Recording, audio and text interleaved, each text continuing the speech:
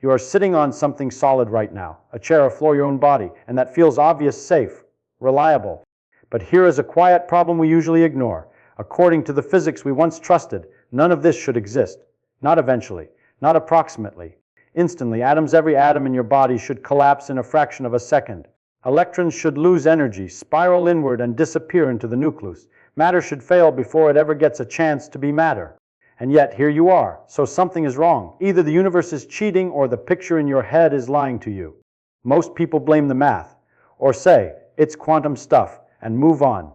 But that answer is a kind of surrender, because the real question isn't what atoms are made of. It's why they are allowed to exist at all. And the uncomfortable part is this: the explanation that finally works is one that even Einstein refused to accept. Once you see it, the solidity of the world never feels the same again. Let's do something uncomfortable. Nothing fancy. No math. Just follow the picture your intuition insists on using. Imagine a single atom, not a complicated one, hydrogen and proton, one electron. You already see it, whether you want to or not, a tiny nucleus in the middle, an electron somewhere around it moving along a path. Now pause right there. Where exactly is that electron right now?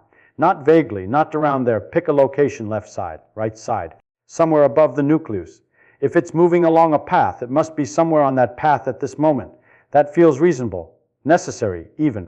Now imagine we just let it go. We don't touch it. We don't measure it. We don't interfere. We just let nature run. Here's the problem your intuition doesn't warn you about. Anything moving in a curve is accelerating. And anything accelerating, if it carries electric charge, loses energy. That's not quantum. That's old, reliable physics. So as the electron moves, it should radiate energy. As it radiates energy, it should slow down. As it slows down, its path should shrink. Closer, and closer, and closer. If that picture were right, the electron wouldn't gently settle in. It would spiral inward violently and smash into the proton. Not in years, not in seconds, in a tiny fraction of a second. Now look around again. The room didn't vanish. Your body didn't dissolve. The atoms didn't collapse while you were listening to this sentence. So something has already gone wrong with the picture. Fine, you might say, maybe it's not moving. Maybe the electron just sits there, held in place by attraction. Okay, try that. If it's sitting still, then it has a definite position and zero momentum. And now you've broken a different rule, one that doesn't care what you believe. You cannot have both at once. You can't assign an exact position and an exact momentum, not because we're clumsy, because nature doesn't allow it. So the electron can't be orbiting, and it can't be sitting still. Now stop and notice something important. At this point, most explanations rush in to rescue you. New words, new diagrams, new comfort. Don't accept them yet. Just stay here for a moment with the thing that refuses to behave and ask the question that actually matters. If the electron isn't moving, and it isn't resting, what exactly do we think it's doing? And why does the universe seem perfectly fine with that answer? Even though you aren't. At this stage, most of us try to save ourselves with familiar ideas. Energy, for example. We tell ourselves the electron must have just the right amount of it. Not too much, not too little, balanced, stable. That sounds comforting. But energy in the classical sense is something an object has because it's doing something, moving, oscillating, following a path. And we've already lost all of those. So what does energy even mean here? If the electron isn't going anywhere, fine. Try mass instead. Mass feels solid, reliable, something you can lean on. If the electron has mass, then surely it must be somewhere. Mass implies location. Location implies a point in space. But every time we try to pin that point down, the rules push back. Harder you squeeze the position, the more wildly momentum escapes. Harder you lock down momentum, the more the position dissolves. There is no frame where the electron simply is in the way a rock is. So now notice what's happening. We've run out of anchors. Motion fails. Rest fails. Energy stops behaving like a thing. Mass no longer guarantees location. Every explanation we reach for quietly assumes a background, a stage where objects sit, move, and persist, and that stage is gone. This is the moment people usually say, well, that's just because it's very small. But small things are still things. Shrinking a picture doesn't fix a broken idea. What's actually failing here isn't scale. It's the assumption that reality needs to respect your sense of where and when. We're used to asking, what is it doing right now? But that question only makes sense if right now means something. And at the atomic level, the universe never agreed to give you that reference frame. So we're stuck. Not confused because the answer is complicated, but because the question itself no longer knows where to stand. So let's stop trying to fix the old picture. Instead of asking what the electron is doing, let's ask something quieter. What is allowed to exist? Here is the shift that changes everything. In classical thinking, motion is optional. Objects can move or rest. Speed can increase or decrease. The universe feels flexible, but at a deeper level, it isn't. There is a fixed amount of motion built into reality. Not motion through space only, but motion through everything. Space is just one direction you can move in. Time is another. You don't get to choose whether you move through time. You already are, right now always. And here's the part that usually gets missed. The total amount of motion is constant. If you reduce motion in space, you increase motion in time. If you try to trap something in a very small region of space, you force it to move violently in other ways. This isn't philosophy. It's not metaphor pretending to be physics. It's a constraint. Now bring the electron back. If the electron were localized precisely at the nucleus, its motion through space would be zero. That sounds calm.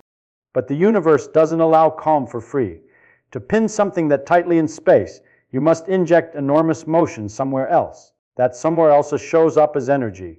Not because the electron is spinning or orbiting or vibrating, but because the structure of reality demands it. So the electron spreads out. Not to be fuzzy, not to be mysterious, but because spreading out is the only way to keep total motion under control.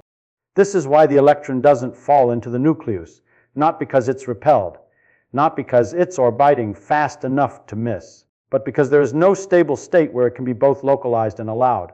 Now we can say something precise and unsettling. The electron is not avoiding the nucleus. It is occupying the only shape that doesn't break the rules. That shape isn't a path. It isn't a cloud of stuff, it's a pattern of possibility.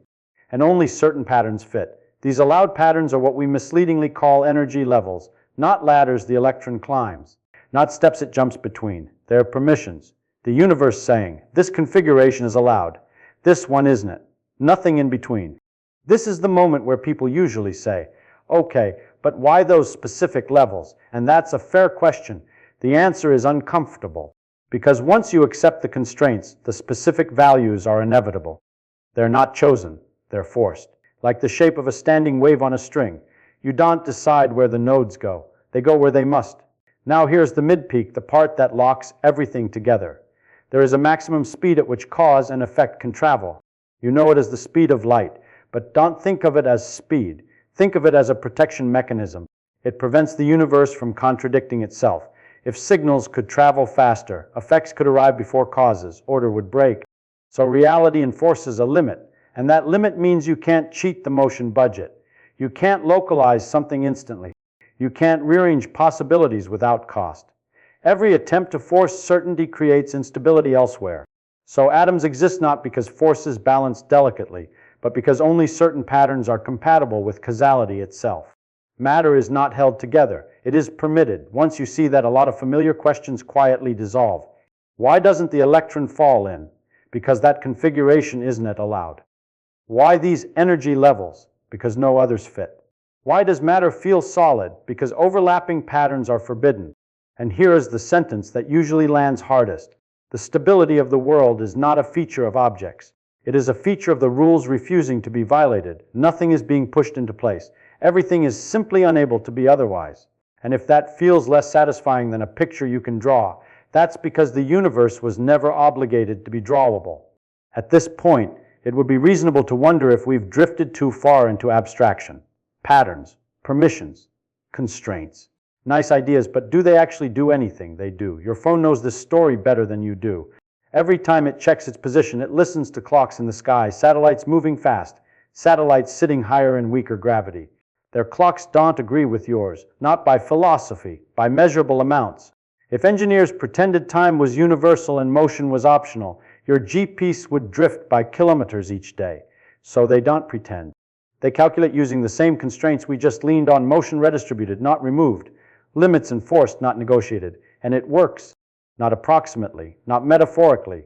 It works so well that you trust it without thinking, standing on a planet whose atoms refuse to collapse because the universe won't let them. This isn't a speculative layer of physics. It's the layer that quietly runs your life. The unsettling part is not that it is abstract. The unsettling part is that it's correct even when your intuition objects. Once you accept this, the universe starts to look very different. We're used to thinking in terms of forces, pushes, pulls, things acting on other things, but underneath that story is a quieter one. Most of what exists isn't being held together. It's being prevented from falling apart by rules it cannot disobey. Atoms don't persist because electrons are loyal to nuclei. They persist because there are no legal alternatives. Matter isn't stable because it's strong. It's stable because it's constrained. That is a strange kind of security. It means reality doesn't need constant maintenance. It doesn't need correction. It doesn't need intent. The universe isn't actively building the world you see. It's simply refusing to allow impossible arrangements. Here is a sentence that usually changes how people hear the rest of this. The laws of physics don't tell matter how to behave. They tell it what it is not allowed to be. And from those prohibitions, from those silent nos, tables appear. Chemistry appears. You appear. Not because the universe wants structure, but because Charles was never given permission. Later today, you'll probably set something down. A cup, a book. Your phone will stay where you leave it, and you won't think twice, but what's really happening is quieter and stranger. Nothing is holding those atoms in place. Nothing is actively keeping them solid. They remain because every other arrangement is forbidden. The world doesn't persist because it's sturdy. It persists because it has no choice. And once you notice that, the floor under your feet doesn't feel fragile at all. It feels inevitable.